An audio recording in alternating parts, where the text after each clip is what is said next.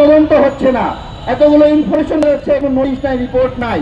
আর দুদকরে কি বলবো, দুদক আমাদের এর যে ভাইস তৈয়ব ভাই প্রধান উপদেষ্টার বিষয়ে ভাইস তৈয়ব ভাইয়ের বিরুদ্ধে আপনার হলো ব্যবস্থা নেওয়া শুরু করছে, আর দুদককে প্রধান উপদেষ্টার কার্যালয়ে ডাকে নিয়ে গেছে। আমার কথা, ডক্টর ইউনূস স্যার, আপনার দপ্তর দুদকের চেয়ারম্যানকে ডাইকা নিয়ে গেছে। কেন ডাইকা নিয়ে গেছে?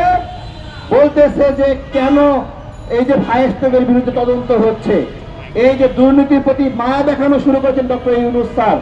ডক্টর ইউনূস স্যার, আপনার যে সামনের চেহারা, যে ইন্টারন্যাশনাল গ্রেডের এ ক্লাস, এটাকে এ ক্লাস থাকতে দেন। এটা যদি বি ক্লাসে করতে চান, এটা কিন্তু অলরেডি কোন ক্লাসে আছে আমরা জানি না সবাই। ডক্টর ইউনূসের ফেস কোন ক্লাসে আমরা জানি না। সেইটা যদি বলা বলি আমরা শুরু করি, তাহলে পার পাইবেন না।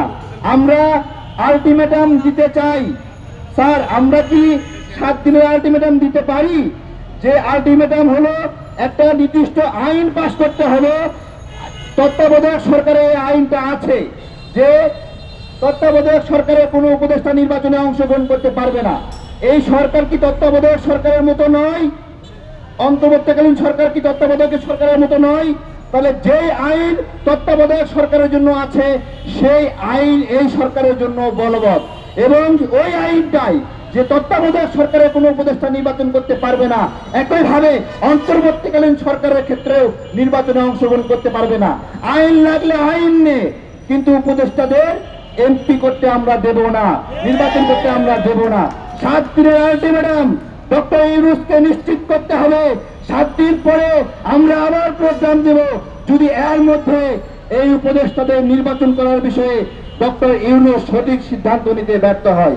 এই মুহূর্তে বক্তব্য দেওয়ার অনুরোধ করব আম জনতা দলের সভাপতি কর্নেল অবসরপ্রাপ্ত মিয়া মশিউজ্জামান।